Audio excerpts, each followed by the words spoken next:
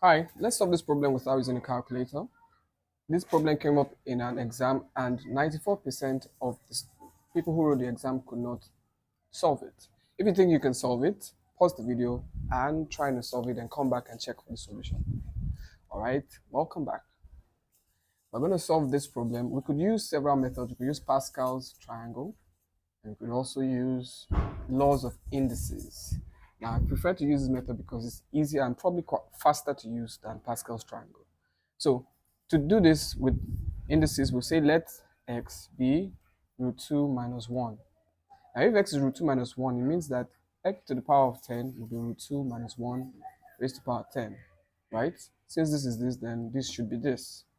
Now, we can further break x to the power of 10 into x raised to the power of 5 raised to the power of 2. This is where indices comes in, because 5 times 2 is still 10 from our laws of indices.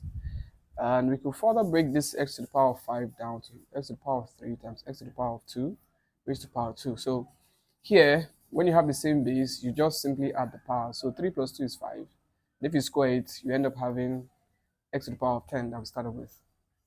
All right, so our work now will be to find x to the power of 3 and x to the power of 2 and square it, and we'll be able to find x to the power of 10, which will give us this in turn. So I'm just going to write this here. X to the power of 10 is x cubed times x squared all squared. Good.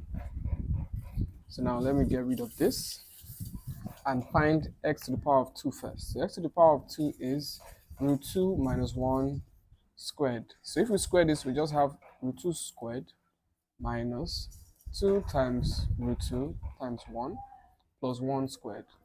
Square cancels square root, so we have 2 minus 2 root 2 plus 1. Add 2 to 1, you have 3 minus 2 root 2. So x squared is 3 minus 2 root 2. Now we find x cubed. So x cubed would be 2 root 2 minus 1 cubed.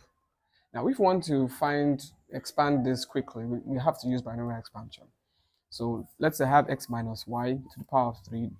Expanding this with binomial expansion, you would have something like x cubed minus 3x squared y plus 3xy squared minus y cubed.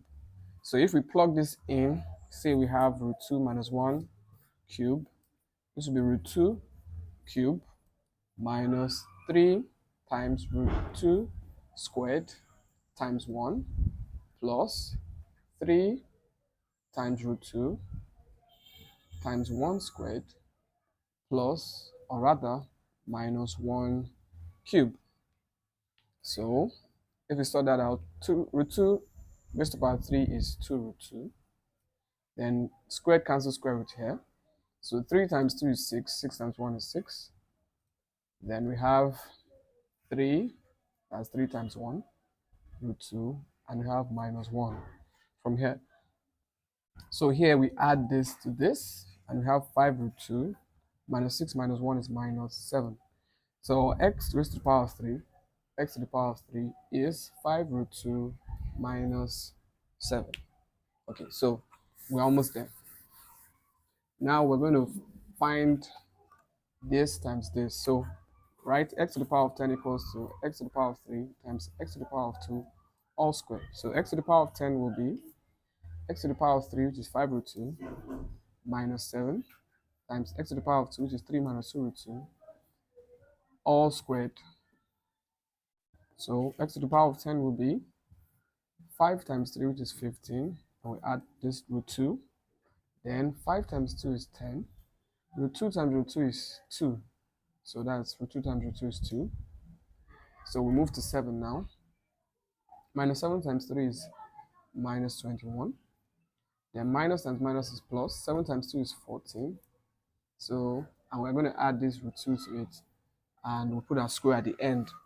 So x to the power of 10 would be 15 plus 14 root 2. That will be 29 root 2. This will give us 20. So 20 minus 21 is minus 41. Okay, all squared. So now we've gotten what x to the power of 10 looks like, All we need to do now is square this, and we should be home and dry. So let me write this here. X to the power of 10 is 29 root 2 minus 41 all squared. So let's get rid of this.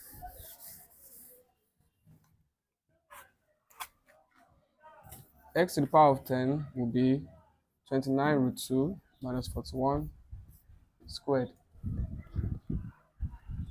So it should be 29 root 2 minus 41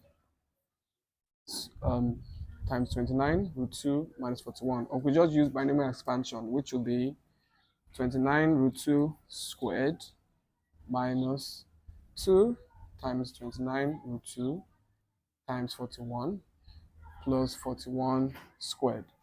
So 29 squared, if you were to multiply 29 by 29, you're going to get 841. Then root 2 squared is 2. Then 2 times 29 is 58. If you multiply 58 by 41 very quickly, you're going to get 2378 root 2. Don't forget your root 2. Then if you multiply 41 by 41, you're going to get 1681. You can easily do all of this without a calculator. So 841 times 2 is 1682. Then let's bring this over here. 1681 minus 2378 root 2.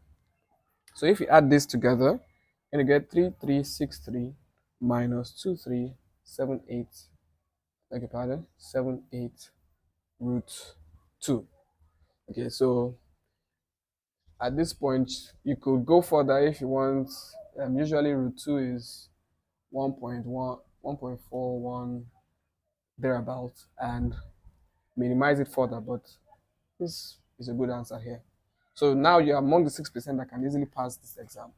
All right, if you liked this video, if you enjoyed this video, don't forget to like and subscribe. Catch you on the next video. Bye.